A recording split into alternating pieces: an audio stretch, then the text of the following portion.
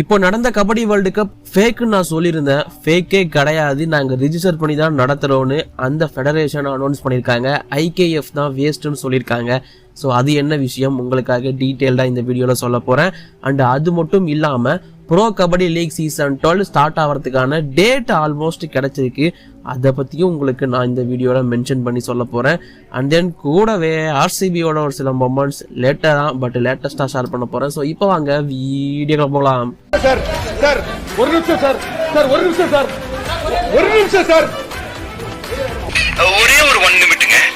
Hello every friends, 1 minute please. So friends, first of all RCBயோட win against CSK இது உங்களுக்கு ஒரு நாள் லேட்டாக தான் வரும்.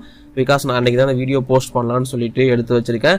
அண்ட் முக்கியமாக சொல்ல வேண்டிய விஷயம் வந்து 2008க்கு அப்புறமா RCB சேப்பாக்கில் வின் பண்ணதே கிடையாதுங்கிற ஒரு ரெக்கார்டு இருந்துச்சு. அந்த ஒரு ரெக்கார்டை 2025 உடைச்சிட்டாங்க RCB அப்படின்னு தான் சொல்லணும். CSKவோட கோட்டை தகர்க்கப்பட்டது. நீங்கள் என்னதான் CSK ஃபேனாக இருந்தாலும் சரி, அதை ஏற்றுக்கிட்டு தான் ஆகணும். RCB செம்மையாக ப்ளே பண்ணாங்க. நிறைய CSK ஃபேன்ஸ் ஒத்துக்கக்கூடிய ஒரு விஷயமா தான் இது இருக்கும். ஏன்னா RCB ஃபைட் பண்ணாங்க அப்படின்னு தாராளமாக சொல்லலாம்.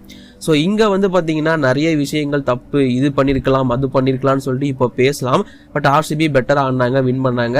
அதுக்காக CSK கம்பேக் கொடுக்க மாட்டாங்களாம் இல்லை, கண்டிப்பாக கம்பேக் கொடுப்பாங்க. அவங்களோட கெத்து என்னங்கிறத காட்டத்தான் போகிறாங்க. பட் எனக்கு ஒரு சின்ன ஆசை இருந்துச்சு, இது எல்லாருமே சொல்லிட்டாங்க, நானுமே சொல்லியிருந்தேன்.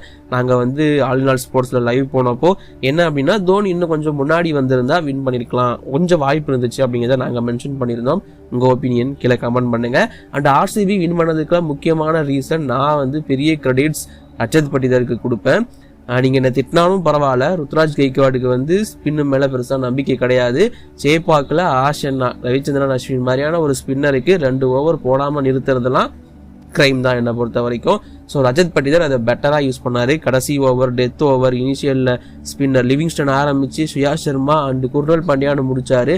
அந்த ஸ்பின்னை யூஸ் பண்ண விதம் தரம் தாறுமாறுன்னு நான் சொல்லுவேன். அதனாலேயே RCB இன்னும் பெட்டராகவே இந்த மேட்சை வின் பண்ணாங்க.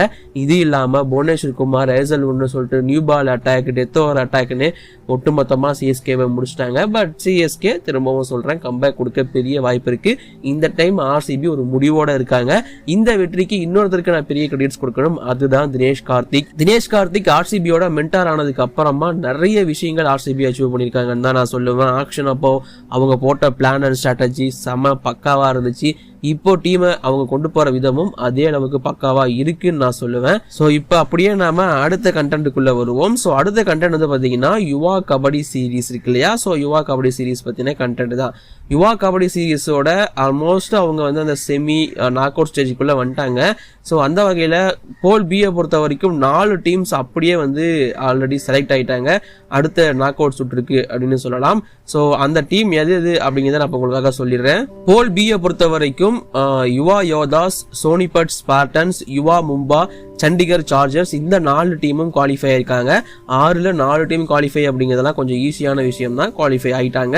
அண்ட் தென் போல் ஏவை பொறுத்த வரைக்கும் already 2 team, Jaipur pink cubs and warriors KC, Bengal வாரியர்ஸோட ஜூனியர் டீம், அவங்களும் குவாலிஃபை ஆயிட்டாங்க. அண்ட் பானி டஸ்கர்ஸ், ஜூனியர் ஸ்டீலர்ஸ் இந்த 2 பேரும் குவாலிஃபை ஆகிறதுக்கான வாய்ப்பு ரொம்ப அதிகமாக இருக்கு அப்படிங்கிறது தான் இப்போதைக்கு எனக்கு வந்திருக்கிற தகவல். அண்ட் இந்த டோர்னமெண்ட் வந்து ஆல்மோஸ்ட் நெருங்கிருச்சு பக்கம், அண்ட் சூப்பராக போயிட்டு இருக்கு, அது எந்த ஒரு டவுட்டுமே கிடையாது.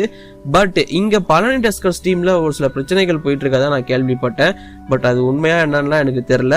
கர்ணன் இருந்தார் இல்லையா பழனி டஸ்கர்ஸோட கோச், அவர் வந்து யுவா கபடி சீரீஸோட ஆல் ஸ்டார் சாம்பியன்ஷிப் அந்த டோர்னமெண்ட்ல இருந்து ரிலீஸ் பண்ணப்பட்டிருக்காரு.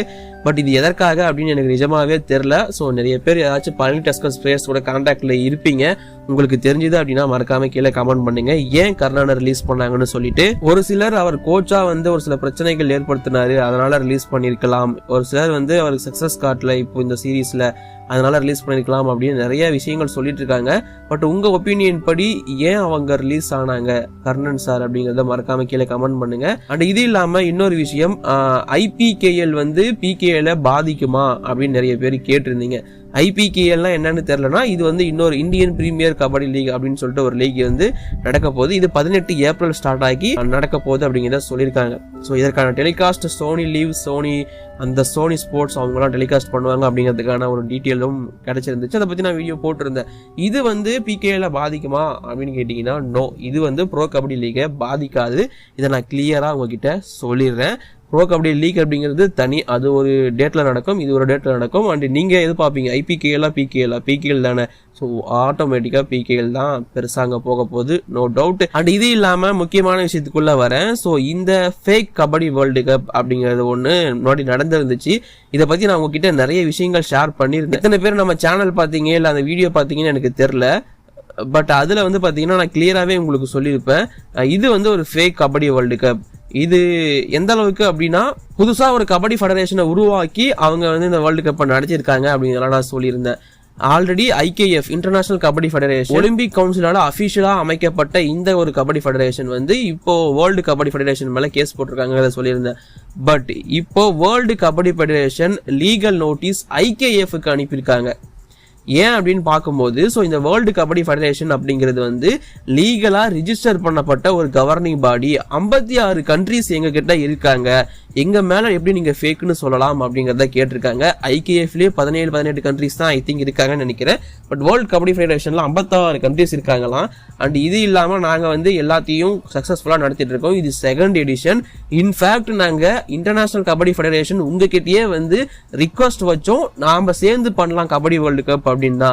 நீங்க ஒத்துக்காம அப்பா அமுச்சு விட்டு இப்ப எங்க சக்சஸை பார்த்து எங்க மேல கேஸ் போட்டிருக்கீங்க அப்படின்னு சொல்லிட்டு world Kabaddi federation international Kabaddi federation மேல கேஸ் ஆர் லீகல் நோட்டீஸ் கொடுத்திருக்காங்க.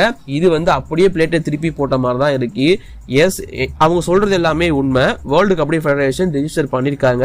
எஸ், அதை நான் செக் பண்ணி பார்த்தேன், அது இருக்கு. பட் அது ஒலிம்பிக் கவுன்சில் கிட்ட பண்ணிருக்காங்களான்னு கேட்டீங்கன்னா இல்ல, அதுல ஒரு சின்ன பிரச்சனை இருக்கு.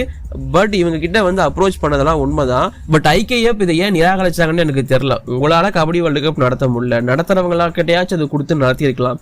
இது வந்து ஒரு பெரிய மைனஸா நான் பார்க்கிறேன். பட் அவங்க பண்ணதும் தப்பு தான், இவங்க பண்ணாம இருந்ததும் தப்புன்னு தான் நான் சொல்லுவேன். அதனாலதான் இதை விசாரிக்கிறதுக்கு இப்போதைக்கு இந்தியன் சுப்ரீம் கோர்ட் வந்து சிபிஐ அப்பாயின்ட் பண்ணிருக்காங்க. ஸோ சிபிஐ விசாரிச்சுட்டு சொல்லுவாங்க எது கரெக்ட் எது தப்பு அப்படிங்கிற மாதிரி. அது வரைக்கும் நாமளும் எதுவும் பேசிக்க வேண்டாம்னு தான் நான் நினைக்கிறேன். நானும் தெரியாம அத்தனை டைம் ஃபேக் கபடி வேர்ல்டு கப்னு சொல்லியிருக்கேன். இப்போ விசாரிச்சு பார்த்து அது ஒரிஜினல் கபடி வேர்ல்டு கப் தான் நம்ம எதுவும் பண்ண முடியாது இல்லையா? ஸோ இந்த மாதிரி இந்த கபடி வேர்ல்டு கப்பை சுற்றி நிறைய விஷயங்கள் திரும்ப குழப்பமா போயிட்டு தான் இருக்கு. பட் இதுல வந்து இந்தியா டாப்ல தான் இருக்காங்க, எந்த ஒரு டவுட்டுமே கிடையாது. பட் உங்களுக்கு நான் இந்த மாதிரி கபடி வேர்ல்டு கப் பத்தின அப்டேட் தொடர்ந்து கொடுத்துட்டே இருப்பேன். அதுக்கு மறக்காம சேனலை சப்ஸ்கிரைப் பண்ணி வச்சுக்கோங்க. இப்போ நீங்க எல்லாருமே அவனுடன் எதிர்பார்த்த பிகேஎல் சீசன் 12 அதற்கான டேட் விஷயத்துக்குள்ள வரேன். நான் நேற்று வீடியோவில் வந்து ஒரு விஷயத்த பேசியிருந்தேன். ஆக்சுவலி அதில் தமிழில் கொஞ்சம் தப்பா வச்சுட்டு நினைக்கிறேன். அது வந்து நிறைய பேருக்கு வந்து போயிட்டு கன்வே ஆகலை, அது ஏன்னு எனக்கு தெரியல. பட் நான் சொல்ல வந்த விஷயம் என்னன்னு பார்த்தீங்கன்னா, இந்த டைம் பிகேஎல் சீசன் 12 சீக்கிரமா ஸ்டார்ட் ஆக வாய்ப்பு இருக்கு அப்படிங்கிறத நான் சொல்லியிருந்தேன். ஸோ அதற்கான டேட் ஆல்மோஸ்ட் இப்போதைக்கு ரிலீஸ் ஆயிருக்கு அப்படின்னு நான் சொல்லுவேன். ஸோ அந்த டேட் என்ன சொல்றாங்க அப்படின்னு பார்த்தீங்கன்னா, ஆகஸ்ட் 16 ஆரம்பிச்சு ஆகஸ்ட் 22 இந்த 1 வீக்குள்ள ஏதாச்சும் ஒரு நாள் பிகேஎல் சீசன் 12 ஆரம்பிக்கலாம் அப்படிங்கிறதுக்கான தகவல் தான் இப்போதைக்கு வந்திருக்கு. நான் திரும்பவும் மென்ஷன் பண்ணிக்கிறேன், ஆகஸ்ட் 16 2025 டு ஆகஸ்ட் 22 2025 இந்த டேட்குள்ள இந்த 1 வீக்குள்ள ஒரு நாள்ல ஏதாச்சும் ஒரு நாள்ல பிகேஎல் சீசன் 12 ஸ்டார்ட் ஆகலாம் அப்படிங்கிறதுக்கான தகவல் வந்திருக்கு. ஸோ இது கொஞ்சம் ரூமராக தான் இருக்கு, கன்ஃபார்ம் ஆச்சுன்னா அதை நான் அஃபிஷியல் அப்படின்னே சொல்லி போடுறேன். அதுக்கு மறக்காம சேனலை சப்ஸ்கிரைப் பண்ணி வச்சுக்கோங்க. இப்போதைக்கு வீடியோ நான் முடிச்சுக்கிறேன். Thank you, by.